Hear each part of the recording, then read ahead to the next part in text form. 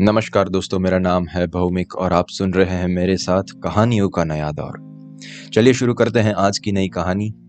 रात का समय था, चारों ओर धूप अंधेरा छाया हुआ था। केवल एक ही कमरा प्रकाशित था। वहां 4 मोमबत्तियां जल रही थी। चारों मोमबत्तियां एकांत देख आपस में बातें करने लगी। पहली मोमबत्ती बोली, मैं शांति हूं। जब मैं इस दुनिया को देखती हूं तो बहुत दुखी होती हूं। चारों ओर आपाधापी, लूटफाट और हिंसा का बोलबाला है। ऐसे में यहाँ रहना बहुत मुश्किल है। मैं अब यहाँ और नहीं रह सकती। इतना कहकर मोमबत्ती बुझ गई। दूसरी मोमबत्ती भी अपने मन की बात कहने लगी। मैं विश्वास हूं। मुझे लगता है कि झूठ, धोखा, फरेब, बेईमानी मेरा वजूद खत्म करते जा रहे हैं। ये जगह अब मेरे लायक नहीं रही। मैं भी जा रही हूं। इतना कहकर दूसरी मोमबत्ती भी बुझ गई। तीसरी मोमबत्ती भी दुखी थी।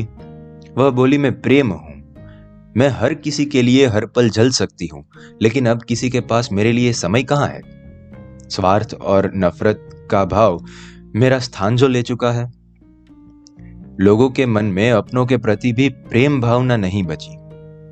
अब ये सहना मेरे बस की बात नहीं। मेरे लिए जाना ही ठीक होगा। कहकर तीसरी मोमबत्ती भी बुझ गई।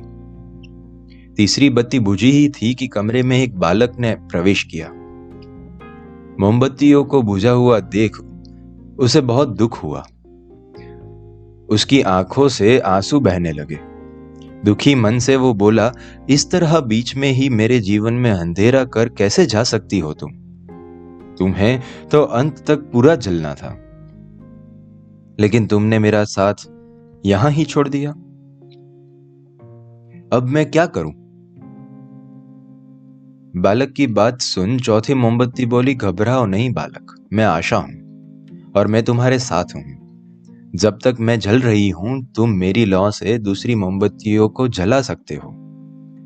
चौथी मोमबत्ती की बात सुनकर बालक का ठाठस बंद हो गया।